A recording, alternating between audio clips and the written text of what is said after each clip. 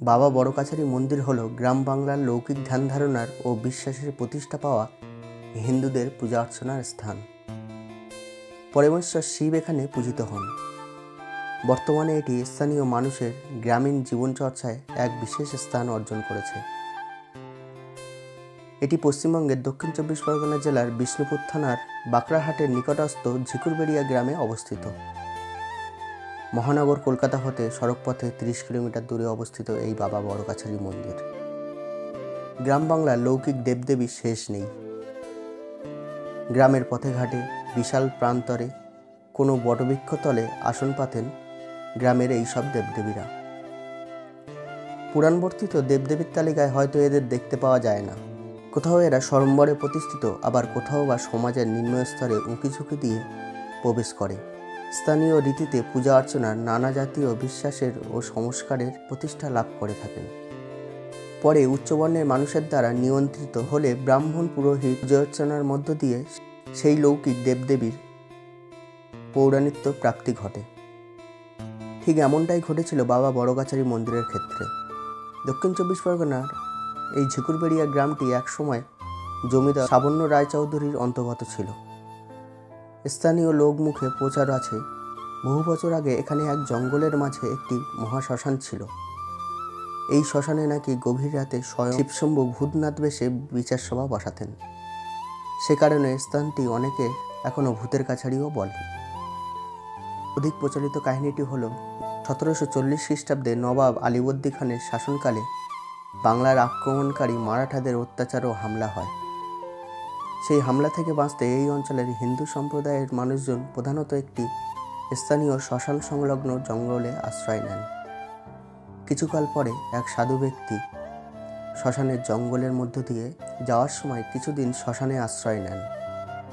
জঙ্গলে আশ্রয় নেওয়া মানুষেরা বিভিন্ন সময়ে তার কাছে এসে তাদের নানান সুবিধা অসুবিধা ও অসুস্থতার কথা বলতো এবং তিনি সাফল্যের সাথে সেগুলি প্রতিকারেরও ব্যবস্থা করতেন ও উপদেশও দিতেন।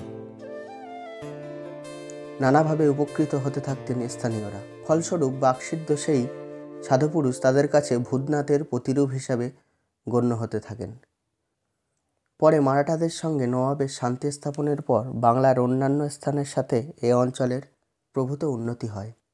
হঠাৎ কোনো এক সময় সাধুর মৃত্যু হলে তার মৃতদেহ না পুড়িয়ে সেই শ্মশানে সমাধিস্থ করে ভক্তরা। পরে সেই সমাধিক্ষেত্র হতে এক অশ্বত্থ গাছ জন্মায়। স্থানীয়রা তখন ওই অশ্বত্থ গাছকে সাধুর প্রতিমূর্তি হিসাবে মান্য করতে থাকে, আর সেই বৃক্ষতলে পূজা অর্চনার স্থান হয় শিবলিঙ্গের।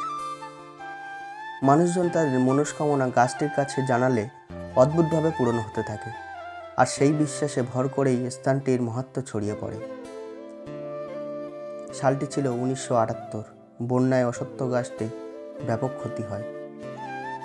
ভক্তদের ইচ্ছানুসারে এক নতুন অশ্বত্থ গাছ বসানো হয় এবং তার তলে এক গোলাকার বেদি নির্মাণ করে শিবলিঙ্গ প্রতিষ্ঠা করা হয়।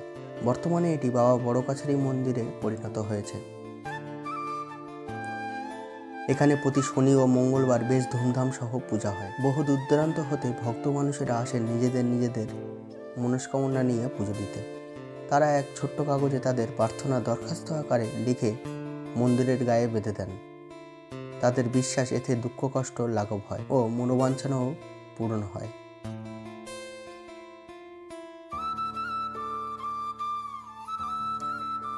জনসমাগম বৃদ্ধির কারণে বর্তমানে প্রতিদিনই হাজার হাজার মানুষ আসেন পুজো দিতে।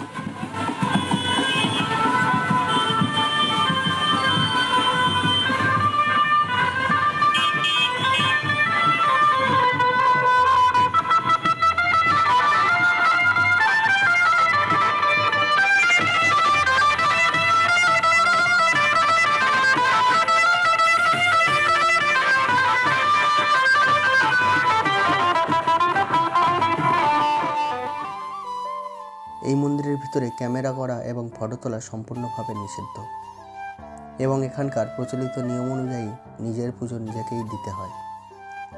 সবশেষে এটাই বলা যায়, সনাতনী ধর্মের এই ধর্মীয় স্থানটি যথেষ্ট বিশ্বাসের সাথে জনপ্রিয়তা লাভ করেছে। তো বন্ধুরা, আজকের ভিডিওটি এতটুকুই। ভিডিওটি কেমন লেগেছে অবশ্যই কমেন্ট করে জানাবেন। দেখা হবে নতুন কোনো জায়গার নতুন কোনো ভিডিও নিয়ে। পরবর্তী ভিডিওগুলো সবার আগে দেখার জন্য অবশ্যই চ্যানেলটি সাবস্ক্রাইব করে নোটিফিকেশান অল করে রাখুন। ধন্যবাদ।